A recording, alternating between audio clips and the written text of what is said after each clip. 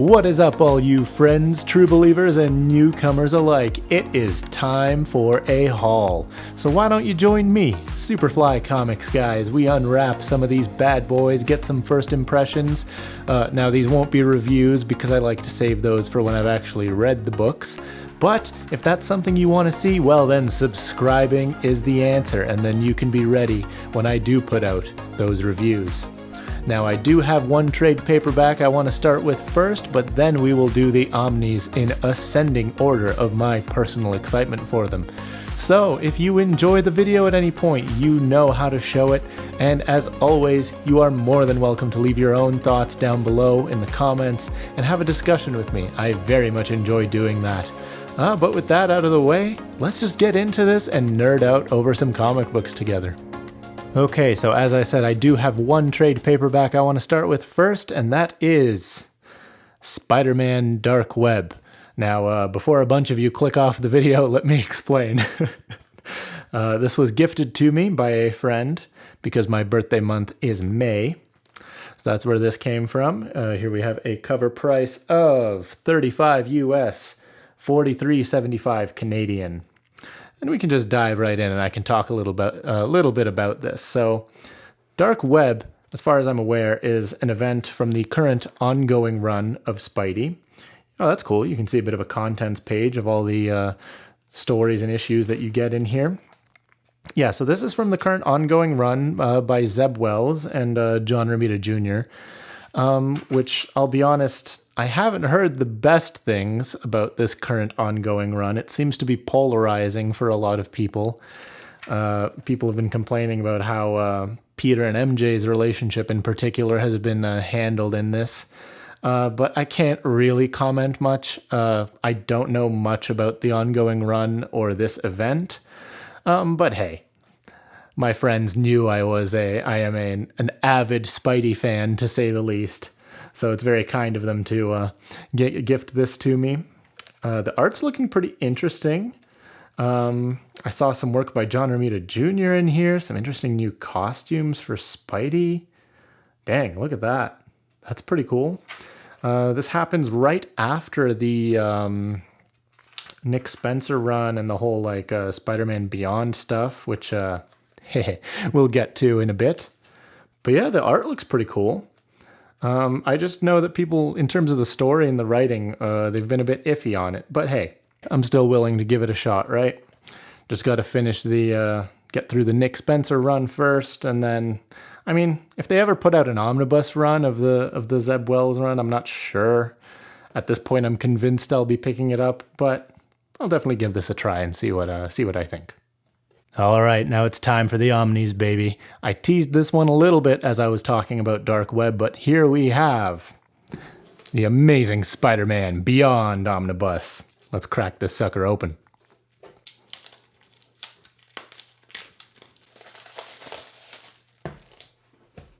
And there we are, we're looking at the standard cover to the Amazing Spider-Man Beyond Omnibus.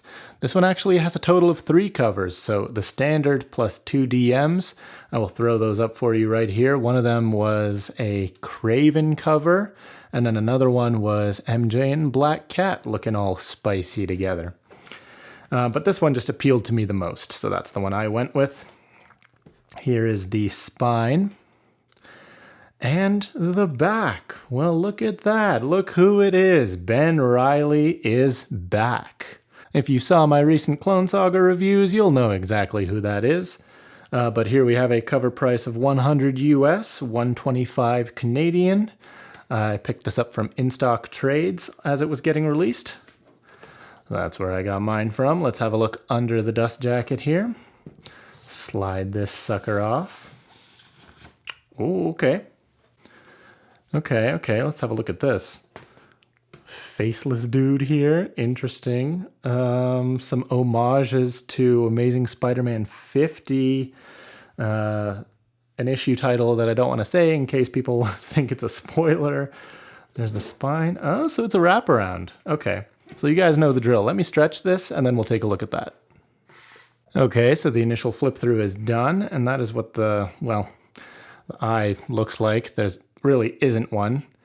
Can't say I'm particularly impressed with the binding so far, or just the build quality is fine. The pages are pretty thin. I can see through some of the panels here. But it's laying over pretty well here. Let me flip to the beginning here. Yeah, it's fine. It's a small book, so you don't really need a big eye, so that's okay. Let's take a look at that wraparound image, though, that we saw near the beginning. Alrighty. That's actually pretty cool. I like how it's sort of going through the history of some of Spidey's most impactful moments and classic stories. So I'm guessing that's supposed to be a drawing of Ben Reilly, and then his face is blacked out there. Interesting. Okay. It's a decent cover, but let's flip through some of the contents here. But all right, here we go. So yeah, Ben Reilly is back. Just when I thought I was out, they pulled me back in.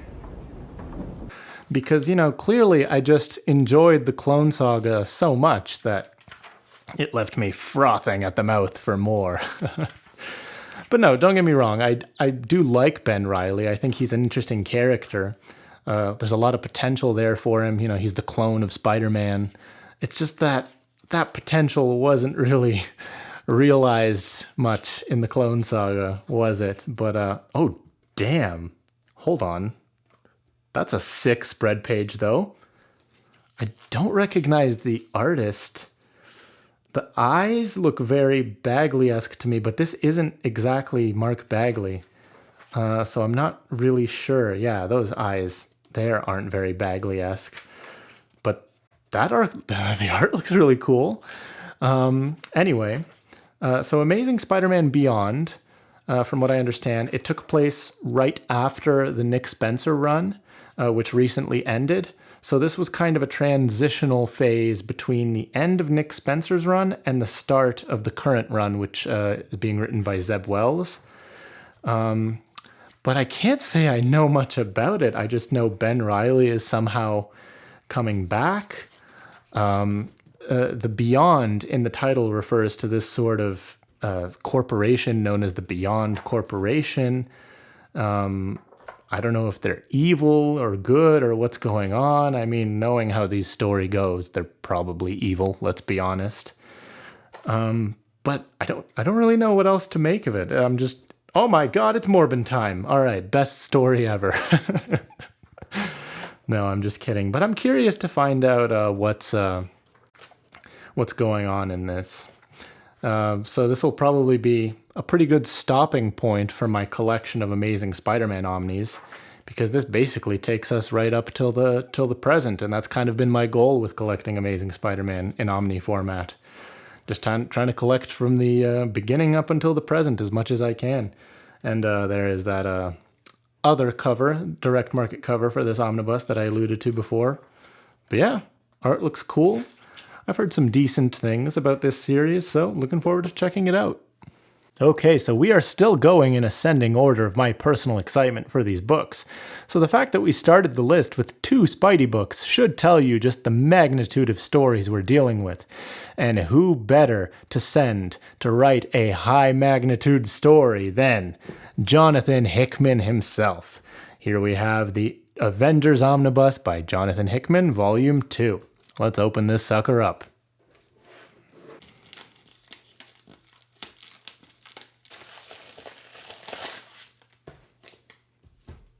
Alright guys, so you're looking at the standard cover to the Jonathan Hickman Avengers Omnibus Volume 2.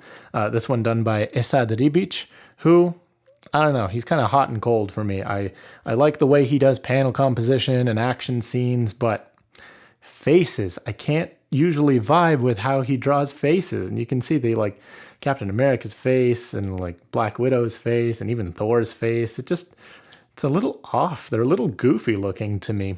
But anyway, there is also a direct market cover for this omnibus, but I decided to go with the standard to sort of just, I don't know, match up with my Volume 1 standard a little bit better.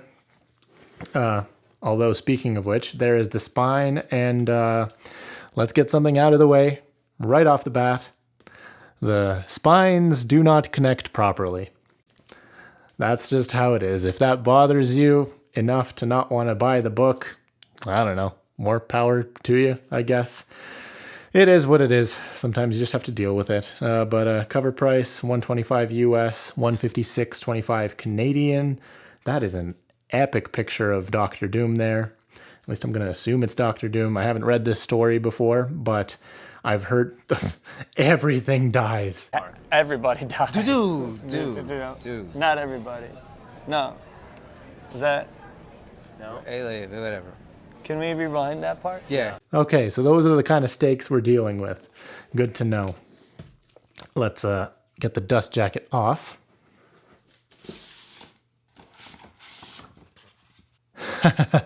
Well, there's a Hickman style board design if I've ever seen one. Very clean, very minimalist, but honestly, looks good. What can I say? There's the spine and then nothing on the back. It's just super clean. You know, usually I'd say that's boring, but it's very elegantly done, I must say. Let's stretch this and take a better look. Oh, looks like we got one of those crackly omnibuses. I don't know if you can hear that while I'm stretching, but it's... Ooh, we got some crackly pages. All right, done the initial stretch, and I gotta say, what the heck is going on with these pages? I don't know if you heard while I was stretching a little bit, but they were making some weird crackly noises, and yeah, look at this. I don't think I've ever seen this on an omnibus before. That is very weird. I'm hoping that relaxes into itself and sort of calms down as I read it, but there's the eye we're looking at, and it's not really much better than the Beyond omnibus we just took a look at. So kind of meh on that front as well. Pages are very, very thin. It's laying over okay. I'm not noticing much gutter loss, so that's fine. Bleed through when there are very light colors on the page, but I don't know. I think the weirdest thing is just those floating wavy pages. I don't know. Let's take another look at the cover before we go further. And there we go. Yeah, I do like that. I like that design. It's simple but effective. But let's start flipping more through the book itself. So this is Jonathan Hickman's Avengers Volume 2. Takes place right after, Hickman's Avengers run takes place right after Hickman's Fantastic Four, which I read.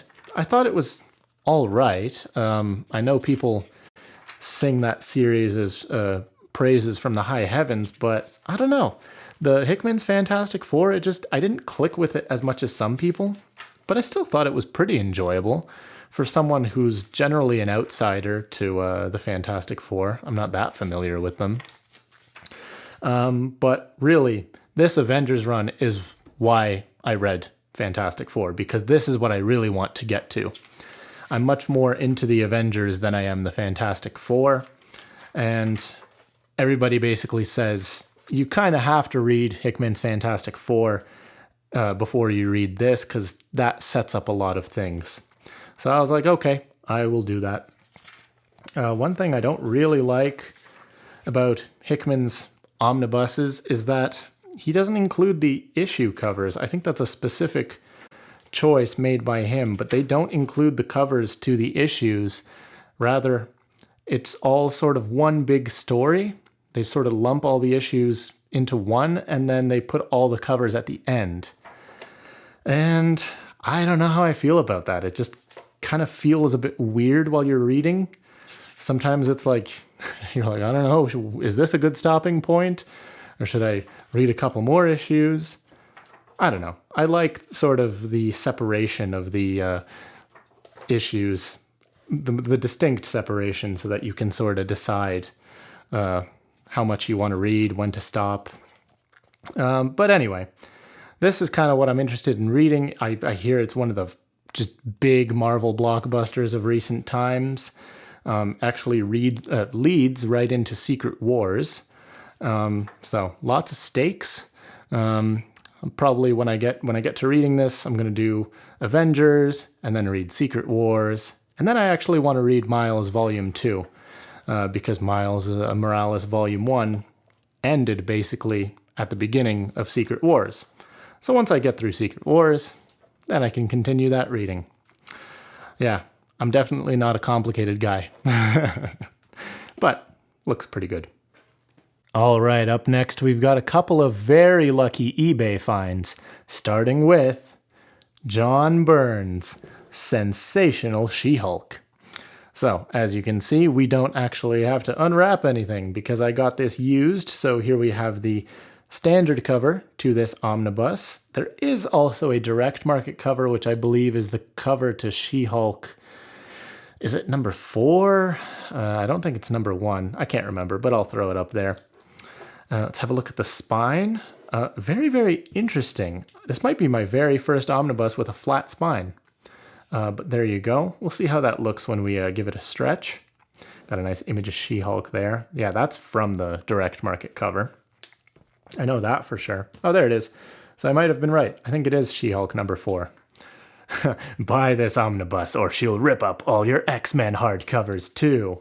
Joke's on you. I don't have that many X-Men hardcovers. Haha. Oh, that's not true. I recently bought the Uncanny X-Men Omnis. Okay. Don't worry, She-Hulk. Bought this Omni. Please don't hurt me. $125 US cover price, $158 Canadian. I found it for, I think it was around $145 Canadian or $148 Canadian. I don't exactly remember. But yeah, really, really lucky find on eBay there from a seller in the UK who was wonderful to deal with, might I add. Let's have a look under the dust jacket here. Well, alrighty, not much to report there. It's just the standard cover again, which leads me to believe that on the back, yep, there it is. That is the direct market cover.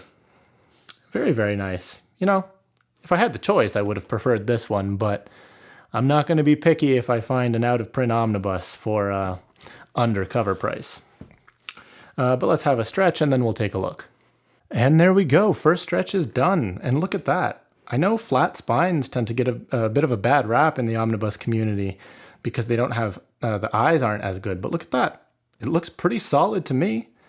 And no gutter loss. The pages are pretty decent. I don't remember exactly when this book was printed. I am noticing a little bit of page bleed every now and then on pages that have lots of white space. But it's laying over pretty well. Here, let me go closer to the beginning. Yeah, still no gutter loss. Granted, it does help that you have that buffered white space to sort of spread the art out a little bit. Let's see. Yeah, lifting up a little bit here towards the beginning, but I can deal with that. Totally fine with that. But let's flip back to the beginning here and talk a little bit more about this book. I love that. You got some very bright green bookend pages here. She-Hulk bursting through the page. Yeah, so what prompted this, you ask? Well, table of contents. That is nice. Very happy with that. But yeah, what prompted this purchase? Why was I so interested in picking up She-Hulk? Well, I've been curious about the character lately for a while. Just recently, I finally got around to checking out the Disney Plus She-Hulk show, and I thought it was okay. I didn't think it was as bad as I expected it to be based on the kind of reputation that show had garnered online. But I'll admit it wasn't great. There was definitely some pretty bad on-the-nose writing. But I did enjoy the fourth wall breaks. I enjoyed the lawyer stuff. The court scenes were really cool. The little Daredevil appearance was awesome. But I did think the show was too long. There were definitely, you could tell, some filler episodes that were just thrown in there to take up space because they needed to kill time or whatever. And those weren't very interesting. But I don't think the show was as bad as its reputation may lead you to believe. But anyway, I was curious to try out She-Hulk's some of her books because she is a pretty entertaining character. And this is regarded by many as She-Hulk's best run. I spoke a little bit about the fourth wall breaking. I believe she was one of, if not the first major comic book character to start breaking the fourth wall long before Deadpool was doing it, because this run by John Byrne is from the late 80s, early 90s. So it's kind of known for its lighthearted tone, its humor. It's kind of that fourth wall breaking sort of allows it to do a sort of commentary on the comic book medium, make fun of comic book tropes, and is it John Byrne? Yeah, okay, John Byrne is penciling that. Some Spidey penciled by John Byrne. Nice. But yeah, I'm really digging how these colors are popping. The restoration done on this artwork is very well done. So yeah, I'm just looking forward to a good time with this one. All right, now for a complete shift in tone, we're going to the opposite side of the spectrum with Punisher Max, Volume 1 by Garth Ennis and Steve Dillon. Let's get this guy out of his packaging.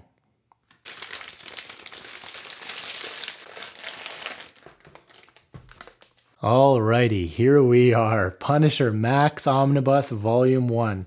So it is part of the Max line. That means there is mature content in here, content such as extreme violence, gore, nudity, more than likely strong language. So a bit of a viewer discretion warning here before we dive further into it.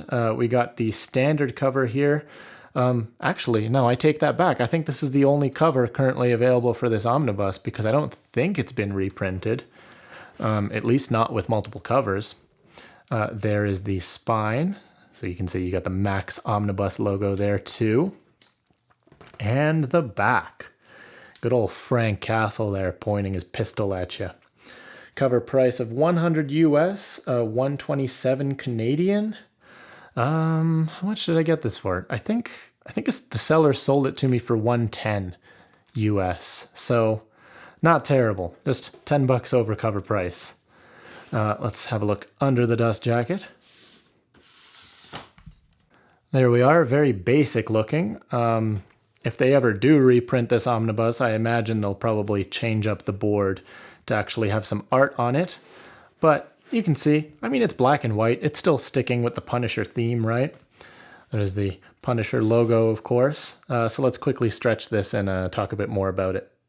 There we are, guys. So that is the first stretch. Well, sort of.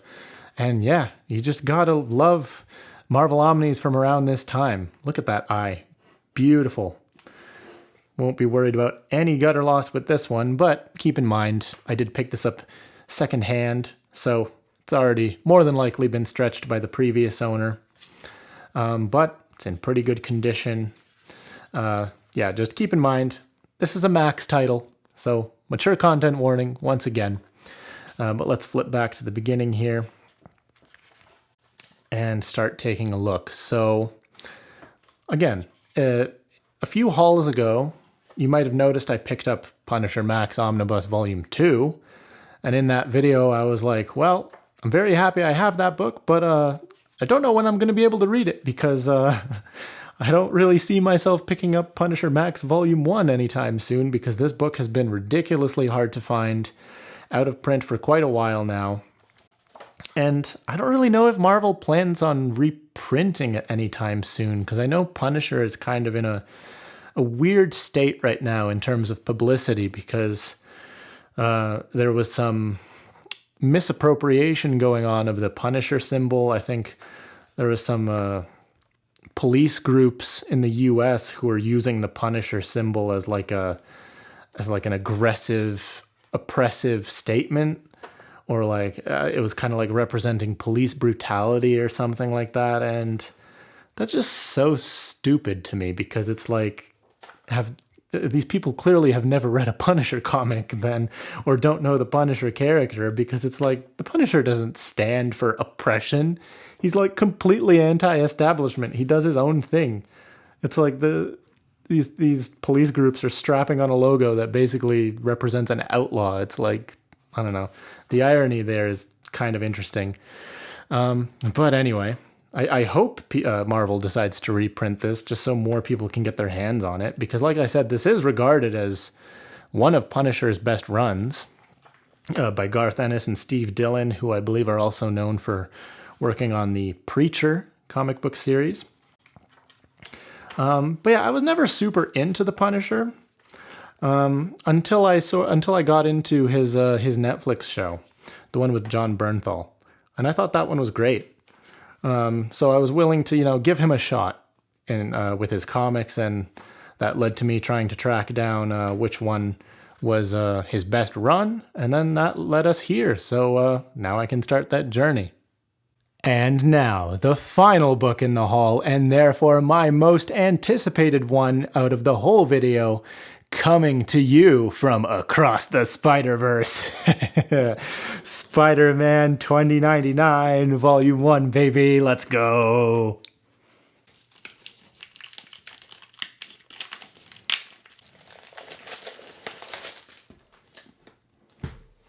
Oh, look at it. Look at it. There we go. The Spider-Man 2099 Omnibus Volume 1. The standard cover here. Man, this book was supposed to come out in October of last year, but it got delayed. Probably, to be honest, had something to do with lining up with the Across the Spider-Verse movie release. Get that brand synergy going. But yeah, we got the standard cover here by Rick Leonardi. There is also a direct market cover available, but I had to go with this one. It looked too cool, man. Like him jumping at you like that with his web cape and the cool costume and the talons and the... super cool. Let's have a look at the spine. Oh, look at that big old brick of a spine. Nice. Spider-Man 2099, Volume 1. Oh, man. It's 2099 and the neighborhood isn't so friendly. Nice. Cover price of $150 US, $187.50 Canadian. I'm glad I picked this up from In-Stock Trades so I could knock a little bit off of that cover price. That's for sure. Let's have a look under the dust jacket.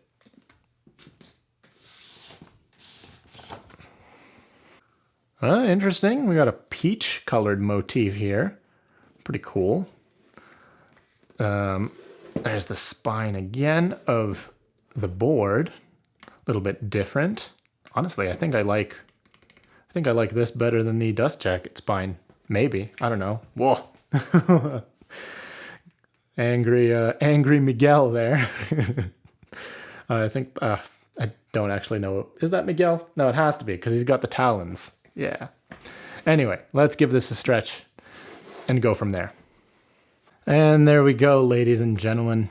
First stretch is done. And look at that eye. Wow, that is nice to see.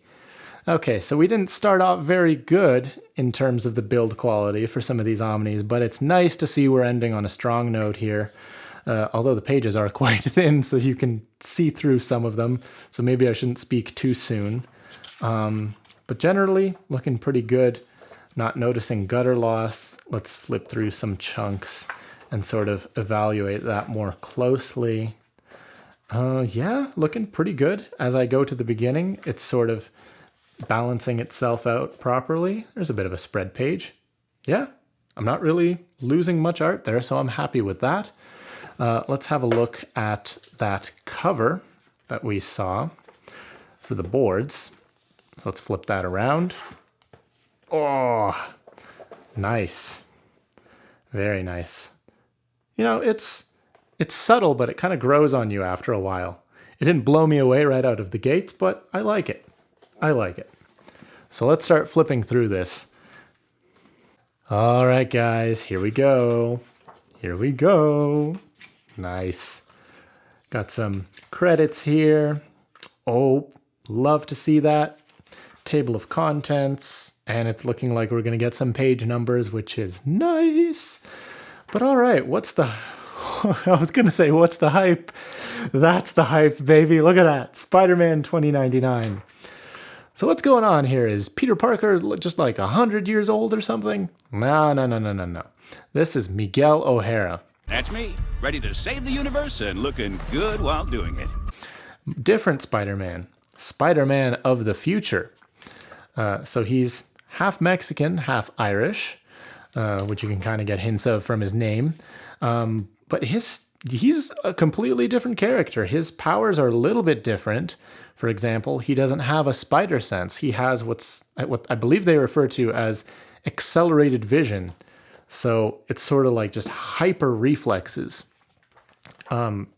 Really like super strength, but I think he's even stronger than the original Spider-Man.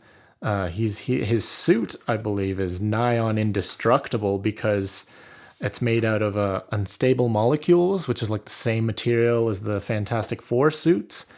But he's also got talons on his fingertips, which he uses for wall crawling. And I believe he also has like fangs that he can use to like paralyze people. So it's very, very different. He's very much his own character, his own Spider-Man. And I knew about him a little bit from some of the video games that I'd played. I was always curious to learn more about him, but really his comics weren't readily available, to say the least. Even like the few trade paperbacks that he had, I don't even know if they were out of print or how long they've been in print or what was going on there. So this is one of those series that I was like, okay, probably not going to get the chance to read this anytime soon. But then the Omnibus was announced and I was like, yes, let's go. Yeah, written by Peter David, who I wish Peter David the best. I know he's going through some health struggles right now. Really sucks what's going on. If I find a link to the GoFundMe that is going on for Peter David, I'll post it somewhere here in the comments or in the description, because it just sucks that like in the US, it's something as fundamental as like healthcare is locked behind just hundreds of thousands of dollars for the average person. But anyway, that's a completely different thing.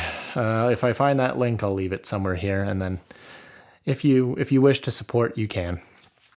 But honestly, let's talk a bit about the art, because this was coming out around, was it mid to late 90s, or was it early 90s? I can't quite remember.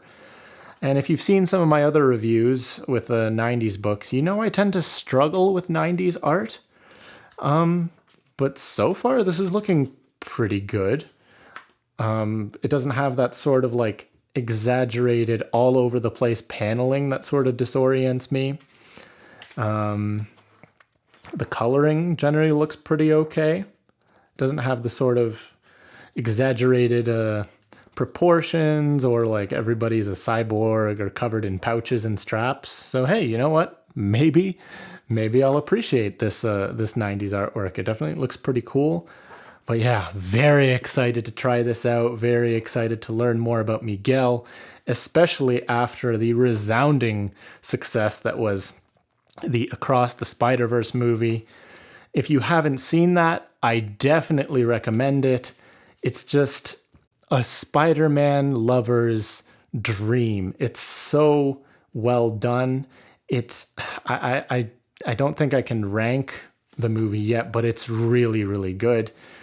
So much so that you go back and you watch the original movie, the first movie, Into the Spider-Verse, and it like the sequel has added meaning to that movie, and it's so well done. The animation, the story, everything is just taken a notch up. But anyway, that's enough of me plugging Across the Spider-Verse. But yeah, very much excited to read this. But with that, we have reached the end of the haul. If you've stuck around through the whole thing, thanks again so much. I hereby bestow upon you 1 million no prizes. No, I'm just kidding. I really do appreciate it. I know these videos are long, but sometimes I just can't help but ramble on. But yeah, let me know if you're picking up any of these books, if you've read any of these series before, which ones you liked the most, or if you have any other questions, you can always leave them down below. But yeah, thank you so much for joining me today, guys. I hope to catch you in another video real soon. So you have yourself a great day. I've been Superfly Comics Guy, and until next time, you know what to do. Keep reading. Bye-bye, guys.